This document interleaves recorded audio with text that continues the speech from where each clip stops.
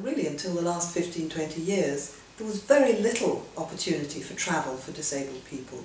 You simply didn't see them around because they couldn't get out of their own homes. They were essentially isolated or dependent on welfare or friends or family, even to get out of the door. There was no access to public transport. They couldn't get on buses or trains. They probably couldn't even get easily around the streets and pavements. There were too many curbs and barriers. Mobility is absolutely fundamental to every aspect of independent living and social and economic well-being. There is a lot of evidence that when older people in particular lose their mobility, there is quite a rapid decline in physical and mental health.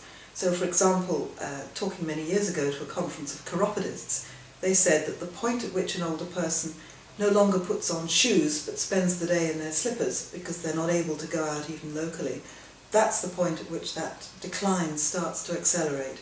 So there is a very clear link between the ability to get out, even if it's to buy your own milk and bread at the corner shop, and being able to retain independent living. Being able to travel has a huge economic impact as well. Even for example, if you take a visit to a GP, if you're able to go and see your GP in his surgery, not only is the quality of healthcare much better than if he has to come to your home, but the cost is many, many times greater if the GP has to take time out to come and visit you at home. Take that across all the other aspects of independent living. So you're not able to do your own shopping anymore, social services, somebody has to come in and help you with that, you have to have care coming into the home.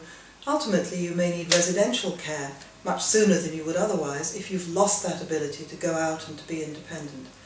And of course among younger people, without the ability to travel, you can't look for work, you can't get work, you can't retain work. You can't even get the educational qualifications very often that would enable you to look for work in the first place. So again, there are a lot of barriers along the way that are solved by being able to travel and to be able to travel independently.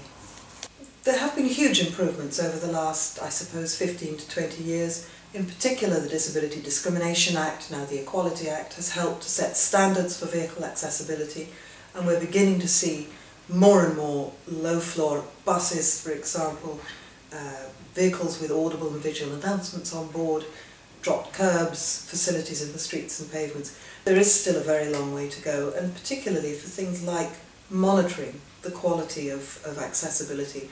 For example, the powered ramps on many low-floor buses. If those are not regularly inspected and checked, they're not going to work, and so people are going to be left stranded at the bus stop. So it's that level of detail that we're now looking at. I think the fundamental principles of accessibility have been well established, but we just need to keep a close eye on how it's being rolled out, and of course training staff so that there is a consistent delivery of quality right the way through the chain.